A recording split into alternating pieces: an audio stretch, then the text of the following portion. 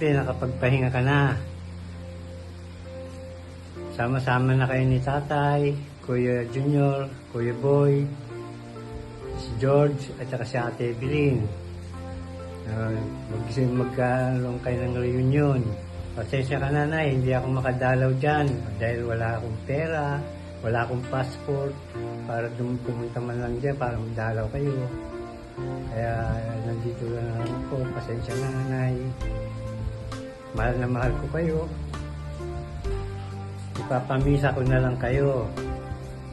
Nay, kayong pati mga kapatid ko at saka si Tatay. Hanggang dito na lang, Nay. Salamat.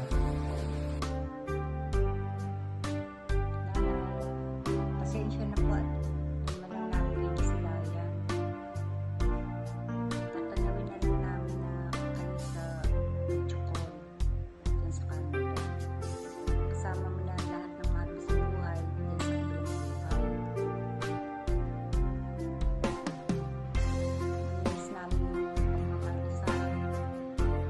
Miss namin yung mga maraming salamat sa mga sa amin. Rest in peace, Nanay. We wish you love you po. Nanang, gusto ko pong magpasalamat sa inyo ng marami dahil sa mga nagawa mo sa amin. Lalo na sa pagpapaaral sa mga anak ko.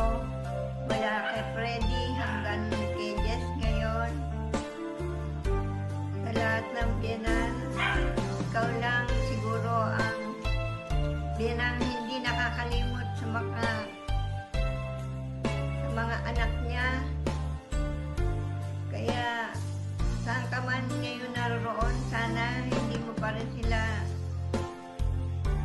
makalimutan gabayan sa lahat ng kanilang tinatahak. May oras siya. Nanay, salamat po sa lahat ng tulong at pangaral ninyo sa aming lahat. Mula pagkabata, isa na kayo sa tinatakbuhan namin, lalo na pag financial at hindi nyo kami pinahindian. Mahal namin kayo, Nanay. Alam naming masaya na kayo dyan at magkasama na kayo. Isang magandang halimbawa ng tunay na pagmamahal. Halang, gabayan nyo po kami palagi. Paalam, Nanay. Kung nasaan ka man, naway, ay masaya ka na. Paalam, Nanay. Ikaw, message ka. Ikaw naman. Nay, paalam po. Masakit man. Ang daming tatanggapin.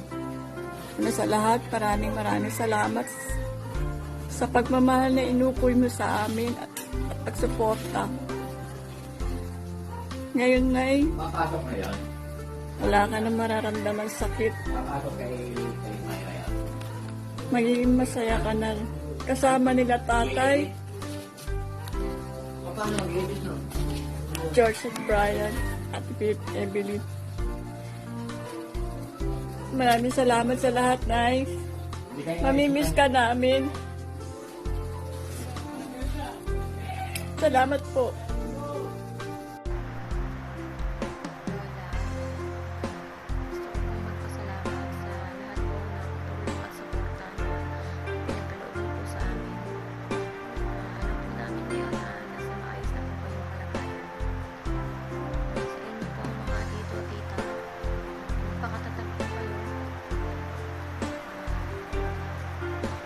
Alam ko na hindi naman po tayo lubos ang iiwanan ni Lola. Na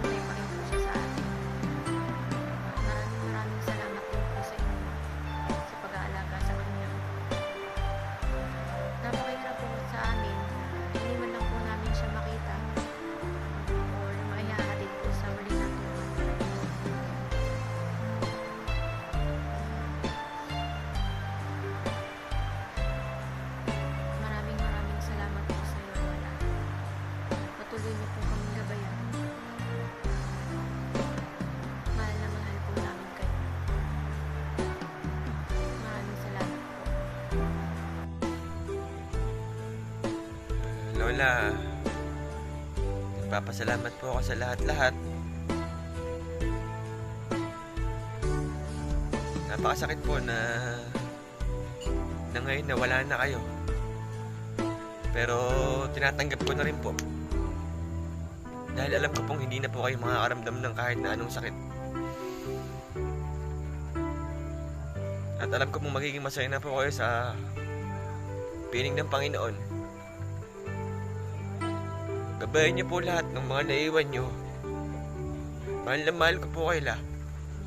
Maraming salamat po sa lahat.